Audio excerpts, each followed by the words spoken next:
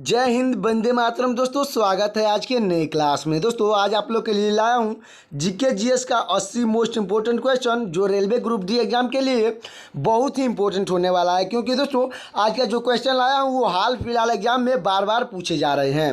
तो दोस्तों इस वीडियो को शुरू से अंत तक जरूर देखिएगा और वीडियो अच्छा लगे तो वीडियो को लाइक करके चैनल को सब्सक्राइब कर दीजिएगा। तो दोस्तों चलिए शुरू करते हैं आज के अपने क्लास को। तो आज का पहला प्रश्न है, भगवान बुद्ध को ज्ञान की प्राप्ति कहाँ हुई थी?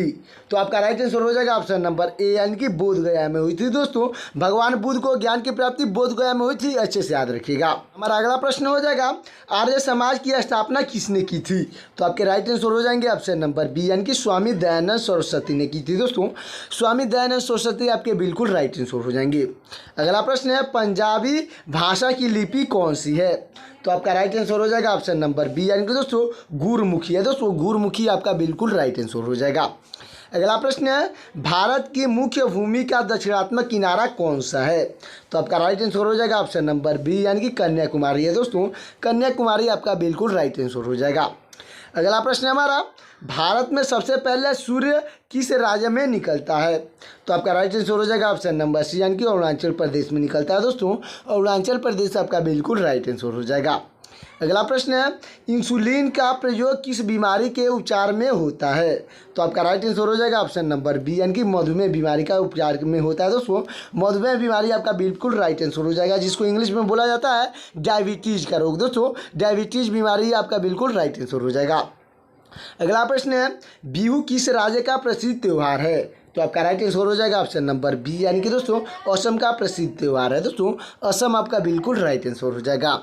अगला प्रश्न है, कौन सा विटामिन आंवले में प्रचुर मात्रा में मिलता है? तो आपका राइट आंसर हो जाएगा ऑप्शन नंबर सी, यानी कि विटामिन सी में मिलता है। दोस्तों विटामिन सी आपका बिल्कुल राइट आंसर हो जाएगा, यानी कि दोस्तों आंवले में जो विटामिन मिलता है वो विटामिन सी है, अच्छे से याद रखिएगा। अगला प्रश्न है, भारत का प्रथम गवर्नर जनरल कौन था? तो आपका राइट आंसर हो जाएगा ऑप्शन नंबर ए, यानी कि दोस्तों लॉर्ड विलियम बेंटिंग से था। दोस्तों लॉर्ड विलियम बेंटिंग आपका बिल्कुल राइट आंसर हो जाएगा। अगला प्रश्न है, कागज का आविष्कार किस देश में हुआ था? तो आपका राइट आंसर हो जाएगा ऑप्शन नंबर बी, यानी कि चीन में हुआ था। दोस्तों कागज का आविष्कार जो है वो चीन देश में हुआ था, अच्छे से याद रखिएगा। अगला प्रश्न हो जाएगा हमारा, गौतम बुद्ध के बचपन का नाम क्या था? तो आपका राइट आंसर हो जाएगा ऑप्शन नंबर बी, यानी कि दोस्तों सिद्धार्थ नाम था। दोस्तों सिद्धार्थ आपका बिल्कुल राइट आंसर हो जाएगा। अगला प्रश्न है, भारत का सर्वोच्च सेनापति कौन होता है? दोस्तों भारत का सर्वोच्च सेनापति कौन होता है? तो आपके राइट आंसर हो जाएगा ऑप्शन नंबर बी, यानी कि राष्ट्रपति होता है। दोस्तों राष्ट्रपति आपका बिल्कुल राइट आंसर हो जाएगा। अगला प्रश्न है, रतौंधी किस विटामिन की कमी से होता है? तो आपका राइट आंसर हो जाएगा दोस्तों राइट आंसर हो जाएगा ऑप्शन नंबर ए, यानी कि विटामिन ए की कमी से रतौंधी बीमारी होती है, अच्छे से याद रखिएगा। अगला प्रश्न है, पोंगल किस राज्य का त्यौहार है? तो आपका राइट आंसर हो जाएगा ऑप्शन नंबर सी, यानी कि तमिलनाडु का त्यौहार है। दोस्तों पोंगल जो है वो तमिलनाडु का त्यौहार है, अच्छे से याद रखिएगा। अगला प्रश्न है, भांगड़ा किस राज्य का लोक नृत्य है? दोस्तों भांगड़ा जो है वो किस राज्य का लोक नृत्य है? तो आपका राइट आंसर हो जाएगा दोस्तों ऑप्शन नंबर ए, यानी कि पंजाब का लोक नृत्य है। दोस्तों पंजाब आपका बिल्कुल राइट आंसर हो जाएगा। अगला प्रश्न है, टेलीविजन का आविष्कार किसने किया था? तो आपके राइट आंसर हो जाएंगे ऑप्शन नंबर बी, यानी कि दोस्तों जॉन लोगी वर्ट्स ने किया था। दोस्तों जॉन लोगी वर्ट्स आपके बिल्कुल राइट आंसर हो जाएंगे। अगला प्रश्न है, भारत की पहली महिला शासिका कौन थी? तो दोस्तों आपका राइट आंसर हो जाएगी ऑप्शन नंबर बी, यानी कि रजिया सुल्तान थी। दोस्तों रजिया सुल्तान आपके बिल्कुल राइट आंसर हो जाएंगी। अगला प्रश्न है, मछली किसकी सहायता से सांस लेती है? तो आपका राइट आंसर हो जाएगा ऑप्शन नंबर सी, यानी कि गलफड़ों की सहायता से सांस लेती है। दोस्तों गलफड़ों आपका बिल्कुल राइट आंसर हो जाएगा, जिसको इंग्लिश में गिल्स भी कहा जाता है। अगला प्रश्न है हमारा, इंकलाब जिंदाबाद का नारा किसने दिया था? तो आपके राइट आंसर हो जाएंगे ऑप्शन नंबर बी, यानी कि भगत सिंह ने दिया था। दोस्तों भगत सिंह आपके बिल्कुल राइट आंसर हो जाएंगे, जिन्होंने इंकलाब जिंदाबाद का नारा दिया था, अच्छे से याद रखिएगा। अगला प्रश्न है, जलियांवाला बाग हत्याकांड कब और कहाँ हुआ था? तो दोस्तों आपका राइट आंसर हो जाएगा ऑप्शन नंबर ए, यानी कि 1919 में हुआ था। दोस्तों अमृतसर में हुआ था। दोस्तों 1919 अमृतसर आपका बिल्कुल राइट आंसर हो जाएगा। तो दोस्तों हमारा अगला प्रश्न हो जाएगा, 1939 में कांग्रेस छोड़ने के बाद सुभाष चंद्र बोस ने किस दल की स्थापना की थी? तो दोस्तों आपके राइट आंसर हो जाएगा ऑप्शन नंबर ए, यानी कि फॉरवर्ड ब्लॉक की स्थापना की थी दोस्तों। फॉरवर्ड ब्लॉक आपका बिल्कुल राइट आंसर हो जाएगा। अगला प्रश्न है पंजाब केसरी किसे कहा जाता है दोस्तों। पंजाब केसरी किसे कहा जाता है, तो आपके राइट आंसर हो जाएंगे ऑप्शन नंबर बी, यानी कि लाला लाजपत राय को कहा जाता है दोस्तों। लाला लाजपत राय को पंजाब की केसरी कहा जाता है, अच्छे से याद रखिएगा। अगला प्रश्न हमारा सैंडर्स की हत्या किसने की थी दोस्तों। सैंडर्स की हत्या किसने की थी, तो आपके राइट आंसर हो जाएंगे ऑप्शन नंबर बी, यानी कि भगत सिंह ने की थी दोस्तों। भगत सिंह आपके बिल्कुल राइट आंसर हो जाएंगे। अगला प्रश्न हमारा 1857 के विद्रोह में किसने अपना बलिदान सबसे पहले दिया था, तो आपके राइट आंसर हो जाएंगे ऑप्शन नंबर सी, यानी कि मंगल पांडे ने सबसे पहले अपना बलिदान दिया था दोस्तों। मंगल पांडे आपके बिल्कुल राइट आंसर हो जाएंगे। अगला प्रश्न है भारत की पहली महिला राज्यपाल कौन थी, तो दोस्तों आपके राइट आंसर हो जाएंगे ऑप्शन नंबर बी, यानी कि सुचेता कृपलानी थी दोस्तों। सुचेता कृपलानी आपकी बिल्कुल राइट आंसर होगी। अगला प्रश्न है माउंट एवरेस्ट पर 2 बार चढ़ने वाली पहली महिला कौन थी, तो आपके राइट आंसर हो जाएंगे ऑप्शन नंबर बी, यानी कि संतोष यादव थी दोस्तों। संतोष यादव आपके बिल्कुल राइट आंसर हो जाएंगी। अगला प्रश्न है ब्रह्म साम्राज्य की स्थापना किसके द्वारा की गई थी दोस्तों। ब्रह्म साम्राज्य की स्थापना किसके द्वारा की गई थी, तो आपके राइट आंसर हो जाएंगे ऑप्शन नंबर सी, यानी कि दोस्तों राजा राम मोहन राय के द्वारा की गई थी दोस्तों। राजा राम मोहन राय आपके बिल्कुल राइट आंसर हो जाएंगे। अगला प्रश्न है हमारा स्वामी दयानंद सरस्वती का मूल नाम क्या था, तो दोस्तों आपका राइट आंसर हो जाएगा ऑप्शन नंबर बी, यानी कि दोस्तों मूल शंकर नाम था दोस्तों। मूल शंकर आपका बिल्कुल राइट आंसर हो जाएगा। अगला प्रश्न है वेदों की ओर लौटो का नारा किसने दिया था दोस्तों। वेदों की ओर लौटो का नारा किसने दिया था, तो आपके राइट आंसर हो जाएंगे ऑप्शन नंबर बी, यानी कि स्वामी विवेकानंद ने दिया था दोस्तों। स्वामी विवेकानंद आपके बिल्कुल राइट आंसर हो जाएंगे। अगला प्रश्न है रामकृष्ण मिशन की स्थापना किसने की थी, तो आपके राइट आंसर हो जाएंगे ऑप्शन नंबर सी, यानी कि दोस्तों स्वामी विवेकानंद ने की थी दोस्तों। स्वामी विवेकानंद आपके बिल्कुल राइट आंसर हो जाएंगे। अगला प्रश्न है वास्को डी गामा भारत कब आया था, तो आपका राइट आंसर हो जाएगा ऑप्शन नंबर ए, यानी कि दोस्तों 1498 में आया था दोस्तों। 1498 आपका बिल्कुल राइट आंसर हो जाएगा। अगला प्रश्न है हवा महल कहाँ स्थित है दोस्तों। हवा महल कहाँ स्थित है, तो आपका राइट आंसर हो जाएगा ऑप्शन नंबर बी, यानी कि जयपुर में स्थित है दोस्तों। जयपुर आपका बिल्कुल राइट आंसर हो जाएगा। तो हमारा अगला प्रश्न हो जाएगा सिख धर्म का संस्थापक किस सिख गुरु को माना जाता है, तो दोस्तों आपके राइट आंसर हो जाएंगे ऑप्शन नंबर बी, यानी कि दोस्तों गुरु नानक को माना जाता है दोस्तों। गुरु नानक आपके बिल्कुल राइट आंसर हो जाएंगे। अगला प्रश्न है सिखों का प्रमुख त्यौहार कौन सा है दोस्तों। सिखों का प्रमुख त्यौहार कौन सा है, तो आपका राइट आंसर हो जाएगा ऑप्शन नंबर बी, यानी कि दोस्तों वैसाखी है दोस्तों। वैसाखी आपका बिल्कुल राइट आंसर हो जाएगा। अगला प्रश्न है लौह पुरुष किस महापुरुष को कहा जाता है, तो आपका राइट आंसर हो जाएगा ऑप्शन नंबर बी, यानी कि सरदार वल्लभ भाई पटेल को कहा जाता है दोस्तों। सरदार वल्लभ भाई पटेल को लौह पुरुष कहा जाता है, अच्छे से याद रखिएगा।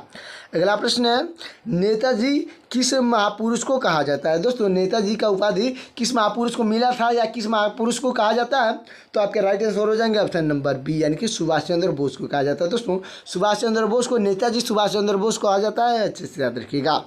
अगला प्रश्न है दिल्ली स्थित लाल बहादुर शास्त्री की समाधि का क्या नाम है दोस्तों। दिल्ली में जो स्थित है लाल बहादुर शास्त्री की समाधि का नाम क्या है, तो आपका राइट आंसर हो जाएगा ऑप्शन नंबर बी, यानी कि विजय घाट नाम है दोस्तों।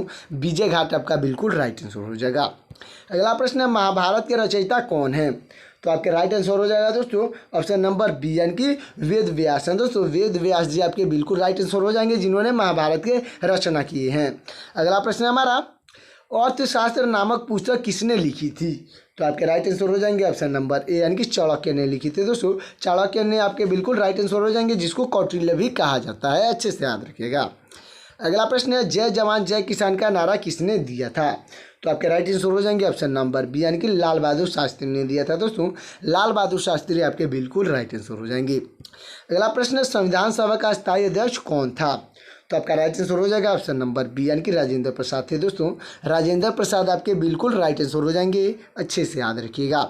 अगला प्रश्न है संविधान सभा की प्रारूप समिति के अध्यक्ष कौन थे, तो दोस्तों आपका राइट आंसर हो जाएगा ऑप्शन नंबर सी, यानी कि डॉक्टर भीमराव अम्बेडकर थे दोस्तों। डॉक्टर भीमराव अम्बेडकर आपके बिल्कुल राइट आंसर होंगे। अगला प्रश्न है रेड क्रॉस दिवस किस तारीख को मनाया जाता है, तो आपका राइट आंसर हो जाएगा ऑप्शन नंबर बी, यानी कि दोस्तों 8 मई को मनाया जाता है दोस्तों। 8 मई आपका बिल्कुल राइट आंसर हो जाएगा।